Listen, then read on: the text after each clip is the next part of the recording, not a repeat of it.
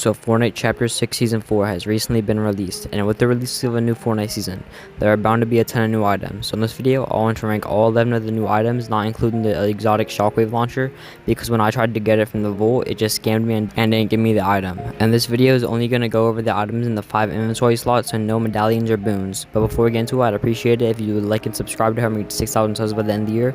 Now without further delay, let's get into it. In last place is the Lead Spitter 3000. And when this was first shown, I thought it would be insane, like overpowered as hell, but when I actually got my hands on it, I realized this thing kind of sucks. It doesn't fit into your inventory at all. It's just not good in any situation. Like, it's not an AR or SMG. It can't be used up close or far ranged. It's not good at applying pressure somehow. It does like no damage a hit and like no damage to builds, and even if it somehow did 100 damage a hit, this thing is so hard to control because your reticle just goes flying whenever you try to shoot this thing, and it just has no place in the loot pool. And I think Epic tried to overcorrect by not making it OP and ended up making it just pure useless. In 10th place is the OXR rifle, and this is another item that just doesn't have a place in the loot pool. It's probably the worst AR in the game right now, and I just end up not picking it up, or any AR in general. Like, I just rock the bug blaster to apply pressure into builds and stuff, and I use a revolver in medium range. Like, I don't think an AR is really necessary this season for the most part, and it's pretty much just an AK. Like, there's nothing making it stand out from other ARs in the game at all. In 9th place is the super launch pad, and this is great for mobility as it just sends you flying up. I always thought launch pads were kind of underbaked because they didn't send you too far, but this season it sends you flying to the stratosphere. And this is worth carrying if you don't have a shockwave launcher and your entire team just can easily rotate with it together. In 8th place is the sweeper shotgun. This is pretty much just the Evo Chrome shotgun if it didn't upgrade with more damage, because they both have the same horizontal reticle. And this is good for people that don't have crazy aim, so you can just have some good damage in there without like having to aim, and you can still get some good damage in there, and it shoots pretty fast. So this is just like the attack for the season, and it does a pretty good job at being that. I'm not sure whether I should carry this or the Sentinel, so I go back and forth each game, but it's still a pretty solid shotgun. In 7th place is the bug blaster, and this is severely underrated, and this is pretty much the reskin version of the Galactic Scourger from Chapter 2 Season 4, and it's still pretty good. The damage here when you fully charge it is just like great. Same with the build damage, and I usually carry this to apply pressure on builds by just fully charging it and vaporizing all their builds, and if I'm far enough away, I can just send one flying to them and then charge up another one and just get an easy 90 damage on them. And I don't think people are using this right, because I've seen some horrendous takes on this. Like, some people think it's the worst item in the entire season. Like, no, it's incredible. And it's also very good for killing bugs, and you can get some good loot out of there and kill the queen pretty easily with it.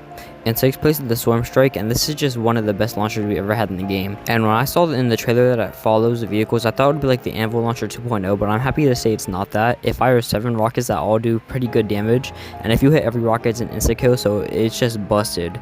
And you can also guide the missiles by firing them and using the laser to like guide them. And this is good for frying builds, and it doesn't take too long to reload for a launcher, so you can just break someone's builds, and then your teammate can apply some pressure, then there's pretty much nothing they can do about it. In 5th place is the Slapberry Fizz, and this is the first exotic on the list, and it heals 300 health, and it's just insane. It applies the slap effect for infinite sprint, and it also applies low gravity, so you get a lot of mobility out of that. And if you pair it with like things like shockwaves or a launch pad, it's even more movement. So this thing heals and gives great mobility. Like, what else could you want from a healing item? And not only that, it also heals your teammate, so this might be one of the best healing items we've ever gotten. In 4th place is the exotic Eradicator OXR rifle, and I know that I said ARs aren't really that necessary, but I said for the most part, and this is the exception. The gimmick for this weapon is that every consecutive shot you hit, it ramps up the damage, so it rewards you your good aim. And you can have like a 4-hit kill on someone with body shots only, and for an AR, that's insane. Now, I don't know if you can pause while shooting someone to get like first shot accuracy and also get the damage boost, but if you can, that's insane. And this is just a great exotic AR all around. In 3rd place is the Double Trouble Shotgun, and this gives you 2 shotguns that you can the 200 pump with, and also the gimmick here is that it removes the shotgun delay, so you can like switch from any shotgun from one of them. So if you use the Treble Shotgun, you can switch from the Treble Shotgun to the Sentinel Shotgun, but you can't like switch back from the Sentinel to the Treble to get double pump. So what you can do is just give your teammate a shotgun, so you can both get 200 pump shotguns. And also, if you want a double pump really bad, you can just like use a different shotgun. So this is all around just great. And if you're in solos, you can just get 200 pumps that you can double pump to get crazy damage. In 2nd place is the Wrecker Revolver, and remember all the stuff I just said about the double pump? Yeah, well, you can just do that with a revolver this time, because it does insane damage, and also it doesn't count as a shotgun. So if you want to double pump without the delay, you can just use this. This revolver might be the best pistol in the entire game, because it doesn't even feel like one. It has insane damage and accuracy, but also having great range. Like, you you can do great damage from 50 meters away. And it shoots pretty fast as well. Like, I've killed a ton of people from this from a good distance away. And I don't know what's up with the Fortnite this chapter making like insane pistols. Like last season we got the kill switch revolvers, which are also insane. Like this must be the chapter of pistols. Now what can beat out the Wrecker revolver, you might be asking? Well, in first place is the exotic marksman Wrecker revolver. And this takes everything I just said and it makes it faster while hip firing, and it makes the headshot multiplier higher. This is just a pure upgrade in every single way, and I'm surprised they made an even better version of the busted weapon. And I'm 85% sure both of these guns are getting nerfed by next week. But that's the end of my video. If you enjoyed it, I'd appreciate it if you liked and subscribed to help me reach 6,000 subs by the end of the year. Also, comment on other videos I should do in the future. And lastly, cash at me if you have some extra money you can give. But that's enough out of me. Goodbye.